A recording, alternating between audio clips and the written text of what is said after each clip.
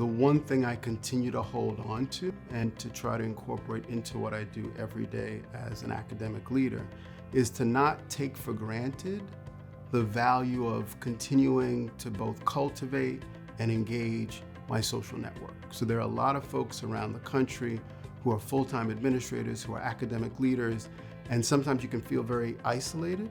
And I think they reinforce the idea that the network you have isn't just an extra sort of superfluous thing. It's critical to your success as a leader, and you have to take advantage of it.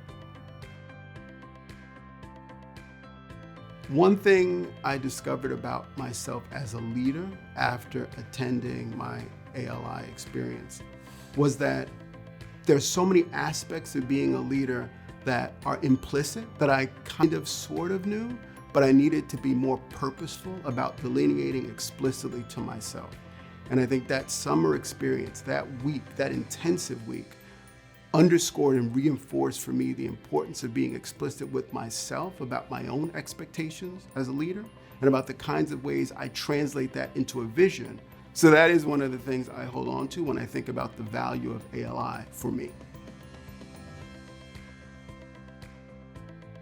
I think anytime I hear from successful leaders about the challenges that they have to navigate, I know I benefit from it. So once I graduated, I knew I was going to try to find any way to come back. And being a faculty member means trying to give back, which is also important, but I'm also here to learn, right? We're constantly learning every day, even if what we're learning is something we knew before and forgot.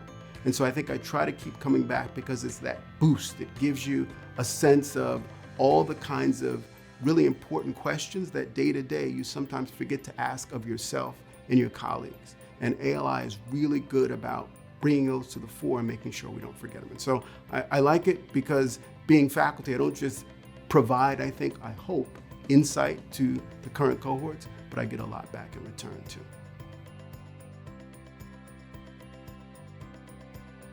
I think more than ever, programs like ALI are important because we realize that there's nothing happening in higher ed that isn't being scrutinized.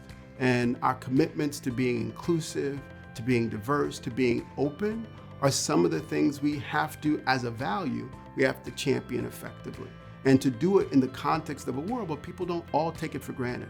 And so ALI gives you the repertoire you need to engage in sometimes really difficult conversations about the importance of bringing as many different kinds of people into the gates of higher ed as possible. That's a boon, that's a benefit for higher education, not something to be feared. And I think ALI does a nice job of reminding us of why that's important and then giving us a critical conversation to participate in to make sure we understand the nuances of that really important discussion.